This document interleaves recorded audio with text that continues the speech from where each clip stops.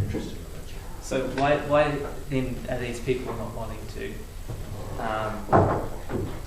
Why is there the pressure to appease the Christians on the school board rather than appease the atheists on the school board by this apathetic majority? Because there are a lot more Christians on school boards than there are atheists. Yeah, I would say.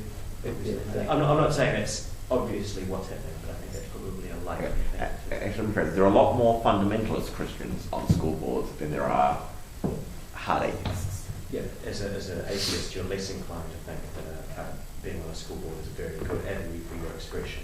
You're more likely to think that. I think atheists are just more apathetic in general.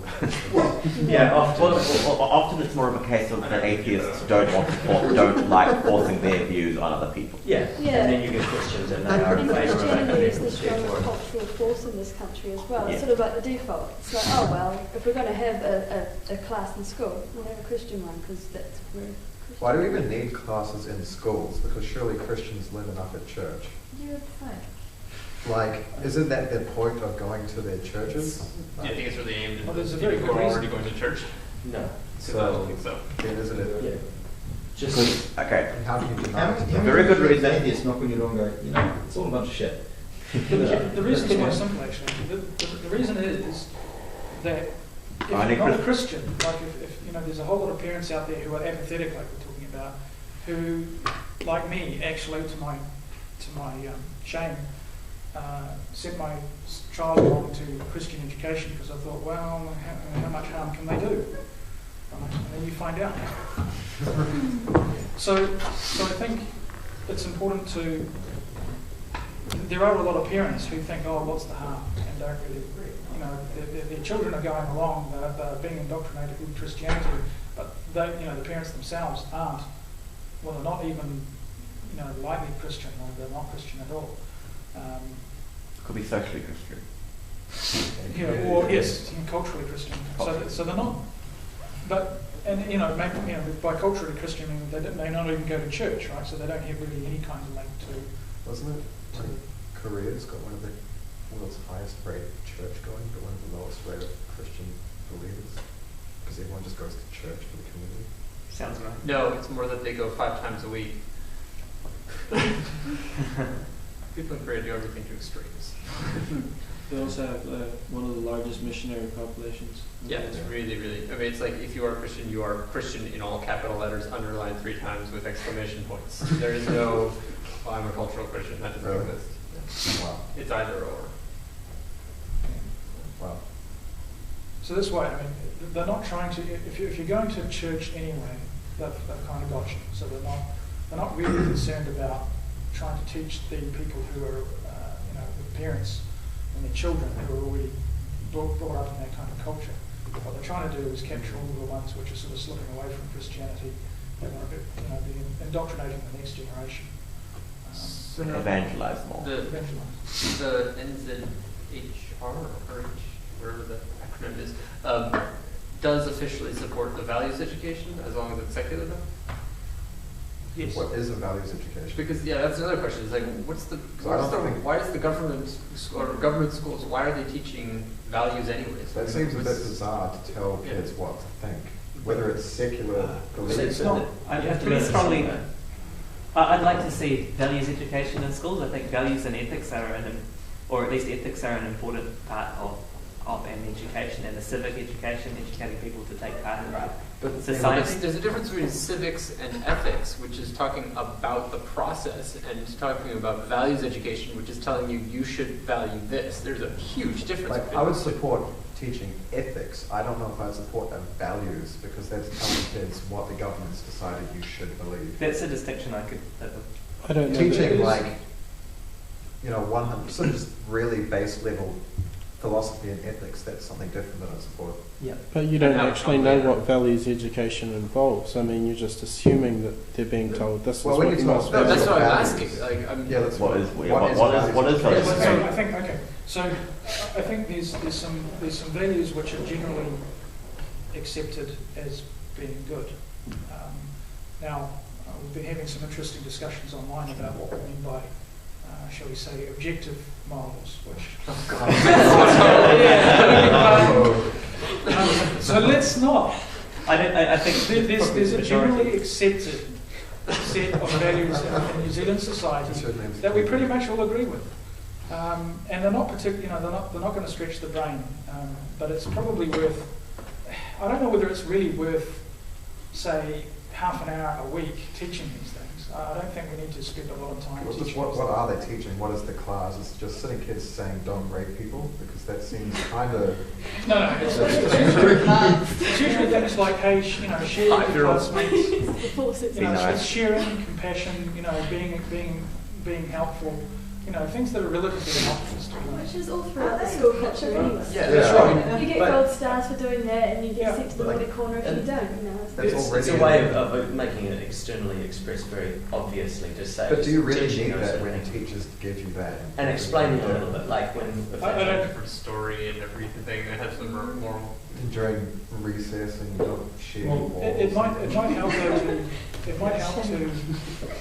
I'd say one of the Dr. Zeus books that did it for me. Like you have the anti-arms race, the sharing side of things, the ecological, don't destroy your environment.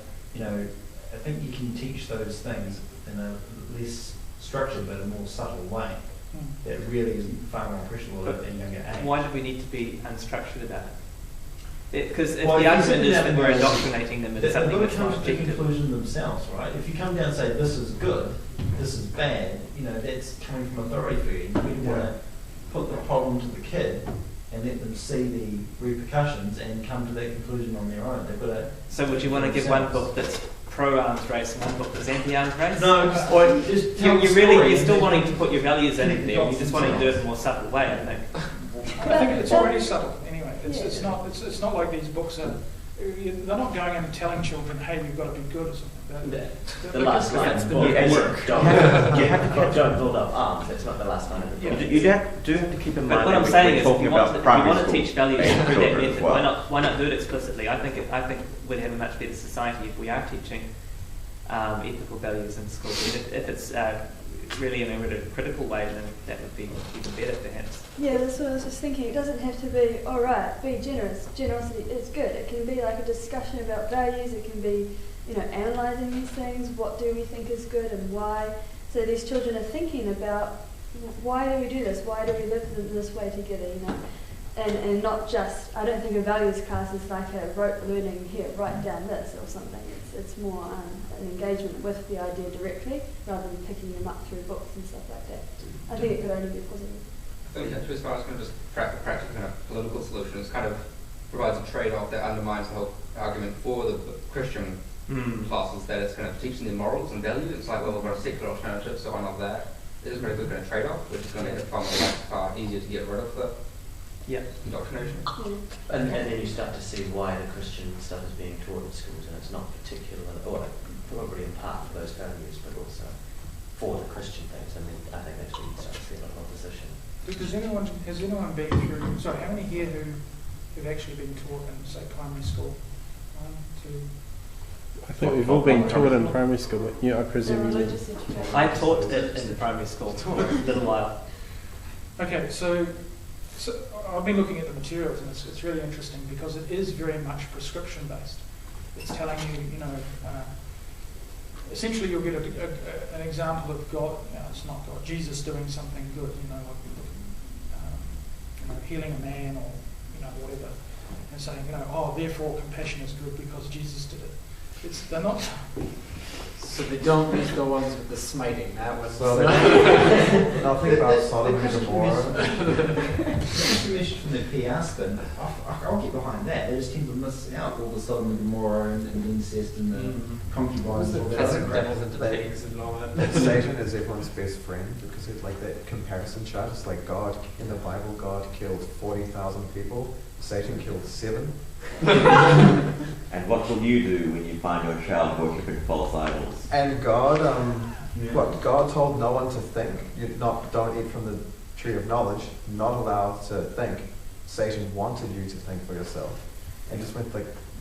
That's not. I mean, if I was a Christian standing here, I could say, well, that's misrepresenting, but it's not. Because it's not. That thing continues right throughout certainly throughout the Old Testament. It's basically don't think for yourself, just believe in God, don't question it.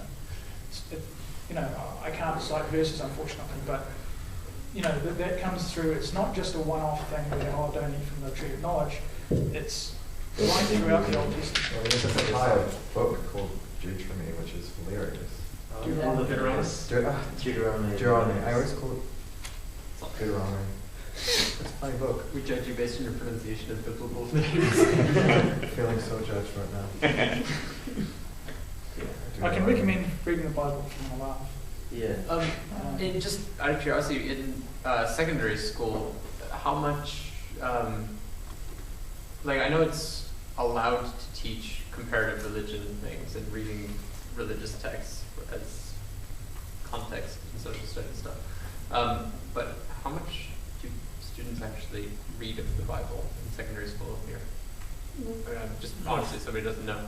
I read it, but not part of high school. It was I went to a Catholic school, but I read it for shits and giggles anyway. I got through all that. I think I read the end of Numbers, and then I thought it was all the congregation stuff. Couldn't be bothered. Took you that far? Yeah, I was determined, but I read that far. I couldn't read it. I don't know of anywhere in class where you'd study in a state school in New Zealand. That's the thing, they don't want you to read it. They want you to listen to the PR. If you started sitting down and listening to all the horrible crap that's in there, you quite quickly would turn away from it. But if you just get cherry-picked stuff... Yeah, they want the truth first. So I heard from you were in a Catholic school. What about other people who weren't at a specifically religious school, like a state-funded secondary school? Did anyone do like a religious studies thing? There was no... Because I came out not nothing knowing what Islam was. I did not know what that word meant. As an 18-year-old coming out of school, Judaism, nothing. From a whole public education, is that common? Can you take an RE paper in NCU? Maybe, but it wasn't offered at my major public high school, 2,000 people. There was no such thing. I'll tell you, I learned a lot of. I'm sorry, you probably want to finish that too. That was it. Go for it. Cool. We learned a lot of, and I took seventh form history. I took the schools can teach two routes. They can teach the New Zealand history or early modern England history. And my school taught the early modern history, early modern England. I loved it, but I found there was a lot of Christian content in there. It was the subject matter, I guess. The whole story of the Anglican Church separating from the Catholic Church and the religious debates that happened at the time. And I thought we went into a lot of stuff around Christian doctrine, like, we were talking about this in church, that's interesting. But it was, so just to answer the question about what kind of Bible you hear in high school, there was that. No particular Bible verses, but it was certainly like... So nobody else had any kind of comparative religion in their primary or secondary school? In my secondary school, once the principal stood up in front of class and the school assembly and was like, oh shit. Do you want that would be cool. Kids someone asked him something about is this what do you think of, because it was a very, very, very atheist school. And one of the students was like, what do you think about, any persecution of Christians in our school? And he was just like, well, people are wrong here very often, so it's going to happen. I was just like, I guess it's one of the points that you do kind of need to have comparative religion in schools if you're going to have things like, early modern English history, because it's, a lot of the wars were called Anglican Catholicism. Or if you read anything about trouble, if you the troubles in Ireland, if you did that, you would need to know, why there was this, what caused the problems. Well, yeah, I was meaning it I was wondering, because I am all in favour of comparative religion. I think it's terrible that we come out and not have any idea of outside of Christianity. Or having no idea of Hinduism, nothing, and it's so, it just seems so strange. How many from who else did have it? You said you had some kind of secondary high school, just in third form social studies, they touched on Islam a little bit. But not until third form. Sorry? Not until third form. Not until third form. Anybody else at all? in year 7, well year 8, sorry, a really obscure class. It was primary school, it was a private school that was kind of officially secular. And they had a scripture class, which was meant to be looking at kind of just general Eastern religions and kind of looking at a whole lot of different things. And it just ended up looking at the parts of Hinduism that were kind of borrowed by Christianity later on. So it was kind of nominally looking beyond Christianity, but only nominally. But that was a private school as well. Yeah. Well, I guess, and I think I might have had something in intermediate school, but I can't really remember. I'm just like they had all these cultural things. I'm just really curious about this because I mean I'm obviously from the States and we have endless lawsuits over religion coming into public schools, and yet in my public school we routinely had religious, like comparative religion type education all throughout, and it wasn't usually very much in depth. It would be just like, you know, some, I don't know, like a Islamic holiday would be coming up and we'd just kind of learn about the holiday and just, you know, the real superficial kind of stuff, and then, you know, Jewish holiday would come up and, you know, they just kind of periodically do something like that. And I think that just on that basic level, sorry? People putting lawsuits against that? No, that stuff doesn't get, I mean, the problem is, especially in the Deep South, where people are doing things like, you know, silent moments, you know, where everybody's supposed to sit with their head bowed and quietly for a few moments while they can choose not to listen to the person who is, you know, speaking a prayer out loud. That kind of stuff where they're obviously trying to skirt on the law. No, and then in high school we had, in the English literature class, read the Bible cover to cover. Wow. But doing it in the context of this, you need to know this because when you read just about any Western literature, you're going to come across these metaphors, these references. And it was done purely from a literary context thing, and then compared with things where they an option class? The high school one was a private school, and no, it was not an option class. That was a private school. But that was a private school. It was not a religious private school. But it seems like a little bit of a stretch to me to read through the whole Bible for torture. Was that over several years? Because I mean, when I did English, we only read very short. Wow. I went to a hard school. The only thing we were allowed to skip over was some of the begetting. Yeah. Oh. But even that, like, yeah. Boy, Harry's love begetting. So does anyone actually, so we're talking about religion, but I mean, I think there's a related, so I'm getting a bit off topic, sort of done with the theme, I guess. What about philosophy? I mean, one of the things, I wasn't taught this at all. I mean, philosophy was pretty much a non-topic at my school, right through school, in fact. Recently I've got a new appreciation of philosophy, and I'm learning about, you know, ancient philosophers and some of the things they've said. Because we're talking about values, and obviously, you know, Greek values, Egyptian values, there's a whole lot of different value systems that have come from past, and they're not really taught. You know, if you're going to teach values in schools, maybe not at 7-year-old level, but if you're talking about 13, even getting into university, I guess, having some kind of appreciation of ancient philosophers. What am I getting to? I'd like to see it. There's actually, within the philosophy school here at the University of Auckland, there's several of the lecturers there are working on programs to get philosophy into school. So, like writing a curriculum. There's some schools already that have got some philosophy programs. I'm not sure how formalised they are, or whether there's like an NZARH unit or what. But either as a separate subject or just inserting some into the relevant classes. Perhaps you could teach basic logic as part of mathematics, perhaps, or I'd just like to see it as a class. Philosophy. Just like a philosophy class. No, they are schools that are bringing that in now. But I'd just like to see part of the NCA. It was in my school, I don't know, it was a subject, but it failed and they had to stop it because too few people took it. Parents wouldn't encourage their children to take a class called philosophy. I think, like you're saying, if it was built into other subjects, logic and maths, critical thinking elsewhere. Or if they just termed it with critical thinking and logic as opposed to philosophy. Yeah, philosophy, exactly. I think parents are like, you're never going to get a job. Oh, you know? Yeah, and maybe like value ethics could come in social studies. I mean, you can spread it out all over the place. I think even if you had a class that was critical thinking, that's what I said. Like, it's not, you know, and I think if you wouldn't really be able to make a 2-year-long class, I don't know. I think you could do it though with critical thinking, ethics, and society. I don't know. Yeah. You could pick 2 or 3 different topics within philosophy that would fill up a year's study at high school level, absolutely, and it would be topics that parents would love. Do you remember doing in health, and they talked about that sort of stuff as well?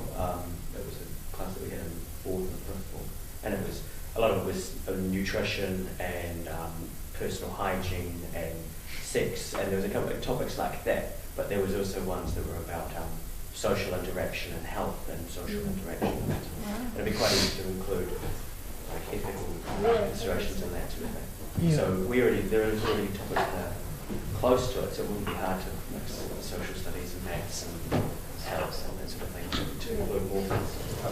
I think certainly as you go back down towards earlier high school and primary school, you wouldn't be having philosophy as a separate class, but just because there aren't that many unique topics, but just trying to blend it right into the whole school system, because I think philosophy is kind of the opposite of just rote learning a whole bunch of facts. I mean, to go back to that, you know, that little mini debate we were having about ethics versus values, and you know, philosophy and ethics, it would seem to some people who are of the persuasion that religious education is more important, that they might view it as a threatening alternative. That's one of the ways harder sells in that as well. I'm afraid I'm going to have to shake off now. Yeah, thanks for coming. Excellent discussion.